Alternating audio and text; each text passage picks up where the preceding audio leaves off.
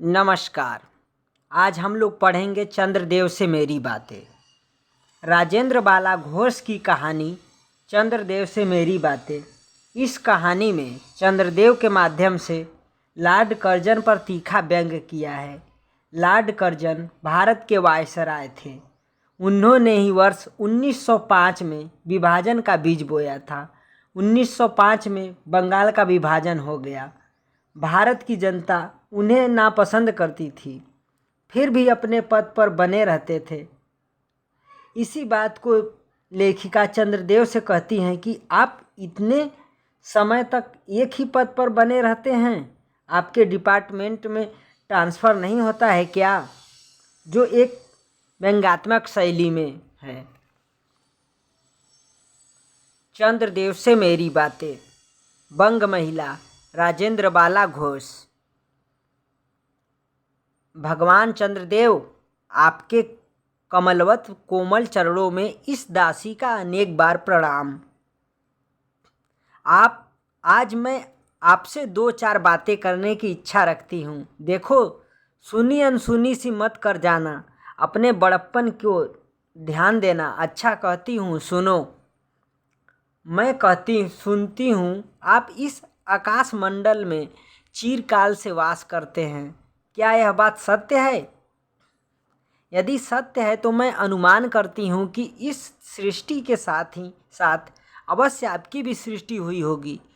तब तो आप ढेर दिन के पुराने बूढ़े कहे जा सकते हैं। यह क्यों? क्या आपका डिपार्टमेंट महकमे में ट्रांसफ़र बदली होने का नियम नहीं है? क्या आपकी गवर्नमेंट पेंशन भी नहीं देती? बड़े खेद की बात है।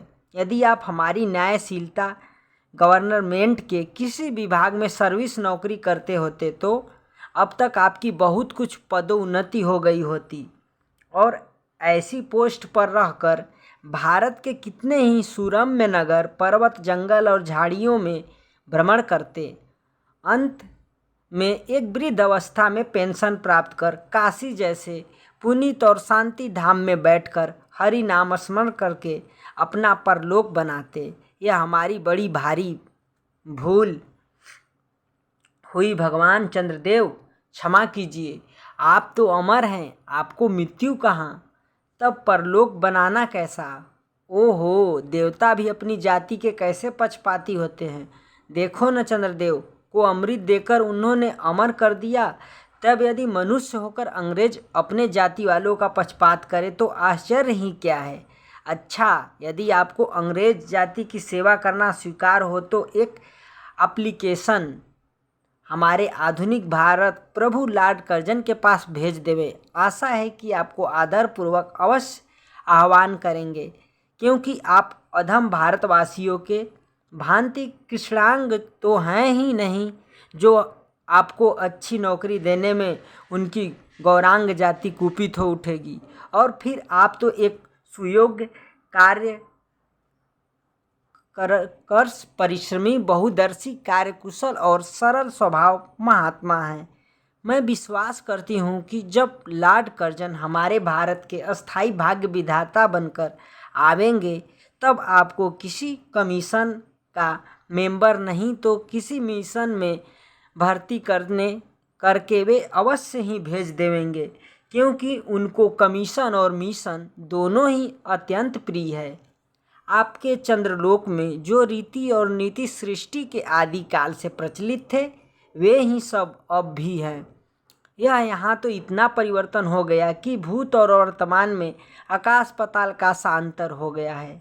मैं अनुमान करती हूँ कि आपके नेत्रों की ज्योति भी कुछ अवश्य मंद पड़ गई होगी, क्योंकि आधुनिक भारत संतान लड़कपन से ही चश्मा धारण करने लगी है। इस कारण आप हमारे दीनहीन क्षीणप्रभ भारत को उतनी दूर से भली भांति न देख सकेंगे होंगे।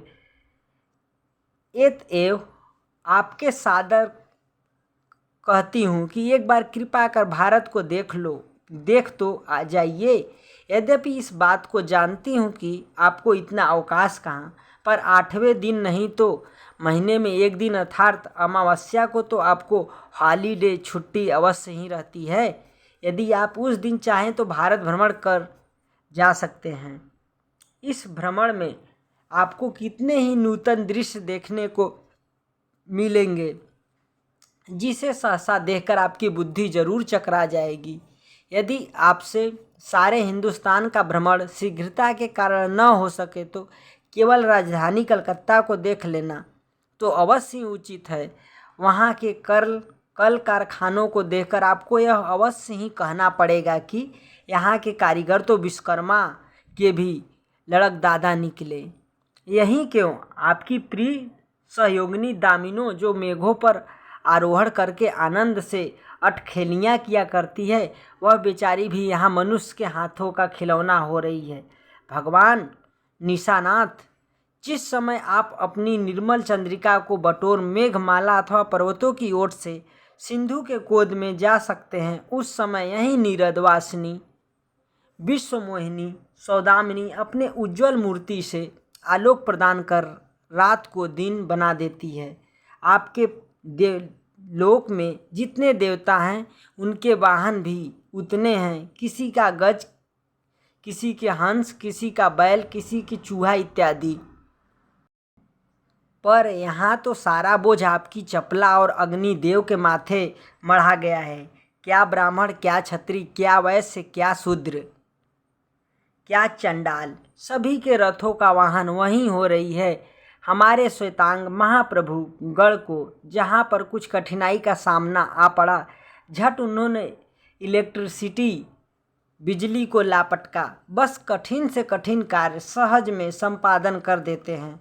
और हमारे यहाँ के उच्च शिक्षा प्राप्त युवक काठ के पुतलों की भांति मुँह ताकते रह जाते हैं। जिस व्योमवासिनी विद्युत देवी को स्पर्श तक करने का किसी व्यक्ति का साहस नहीं हो सकता, वहीं आज पराये घर में आश्रिता नारियों की भांति ऐसे दबाव में पड़ी है कि वह चू तक नहीं कर सकती। क्या करे बेचारी के भाग्य में विधाता ने दासी वृत्ति ही लिखा था। हरिपद्धो उद्धवा त्रैलोक के पावनी सुरसरी के भी खोटे दिन आए हैं। वह भी अब स्थान स्थान में बंधनग्रस्त हो रही है। उसके वक्षस्थल पर जहाँ तहाँ मोटे बृहदाकार खंभ गाड़ दिए गए हैं। कलकत्ता आदि को देखकर आपके देवराज सुरेंद्र भी कहेंगे कि हमारी अमरावती तो इसके आगे नीरी फीकी सी जान पड़ती है। वहाँ ईडन गार्डन तो परिजात परिशोभित नंदन कानन को भी मात दे रहा है। वहाँ के विश्वविद्यालय के विश्वश्रेष्ठ पंडितों की विश्वव्यापिनी विद्या को देखकर वीणा पाड़ी सरस्वती देवी भी कहने लग जाएगी कि निसंदेह इन विद्या दिग्गजों की विद्या चमत्कारिणी है। वहीं के फोर्ट विलियम के फौजी सामान को देखकर आपके देव सेनापति कार्तिकेय बाबू के भी छक्के छूट जाएंगे, क्योंकि देव सेनापति महाशय देखने में खास बंगाली बाबू से जचते हैं और उनका वाहन भी एक सुंदर मयूर है। बस इससे उनके वीरत्व का भी परिचय खूब मिलता है। वहाँ के मिंट टकसाल को देखकर सिंधु तनया, आपकी प्रिय सहोदरा कमला देवी और कुबेर भी अकचका जाएंगे। भगवान चंद्रदेव इन्हीं सब विश्व में उत्पादक अपूर्व दृश्यों का अवलोकन करने के हेतु आपको सादर निमंत्रित तथा सविनय आहूत करती हूँ। संभव है कि यहाँ आने से आपको अनेक लाभ भी हो। आप जो अनादिकाल से निज उज्ज्वल वपु में कलंक की कालिमा लेपन करके कलंकी शशांक शशधर शशालांछन आदि उपाधि मालाओं से भूषित हो रहे हैं, सिंधु तनय होने पर भी जिस कालिमा को आप आज तक नहीं धो सके हैं, वहीं आजन्म कलंक शायद यहाँ के विज्ञानविद पंडितों की चेष्टा से छूट जाए। जब बम्बई में स्वर्गीय महारानी विक्टोरिया देवी की प्रतिमूर्ति से काला दाग छुड़ाने में प्रोफेसर गज्जर महाशय फलीभूत हुए हैं, तब क्या आपके मुख की कालिमा छुड़ाने में वे फलीभूत न होंगे? शायद आप पर यह बात भी अभी तक विदित नहीं हुई कि आप और आपके स्वामी सूर्य भगवान पर जब हमारे भूमंडल की छाया पड़ती है, तभी आप लोगों पर ग्रहण लगता है। पर आपका तो अब तक वही पुराना विश्वास बना हुआ है कि जब कुटिल ग्रह राहु आपको निगल जाता है तभी ग्रहण होता है। पर ऐसा थोथा विश्वास करना आप लोगों की भारी भूल है। अतः हे देव, मैं विनय करती हूँ कि आप अपने हृदय से इस भ्रम को जड़ से उखाड़ कर फेंक दें। अब भारत में न तो आपके और न आपके स्वामी भुवन भास्कर सूर्य महाशय के ही वंशधरों का साम्राज्य है, और न वह भारत की वह सस्य श्यामलता स्वर्ण प्रसूता मूर्ति ही है। अब तो आप लोगों के अज्ञात एक अन्य द्वीपवासी परम शक्तिमान गौरांग महाप्रभु इस सुविशाल भारतवर्ष का राज्य वैभव भोग रहे हैं।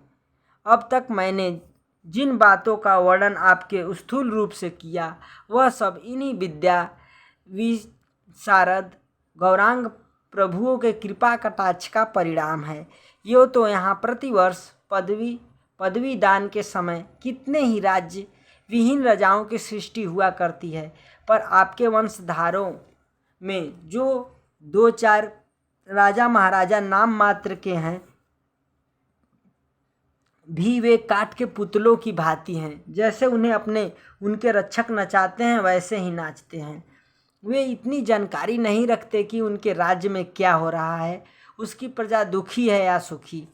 यदि आप कभी भारत भ्रमण करने को आए तो अपने फैमिली डॉक्टर धन्वंतरी महाशय को और देवताओं के चीफ जस्टिस चित्रगुप्त जी को साथ अवश्य लेते आएं। आशा है कि धन्वंतरी महाशय यहाँ के डॉक्टरों के सन्निकट चिकित्सा संबंधी बहुत कुछ शिक्षा का लाभ कर सकेंगे।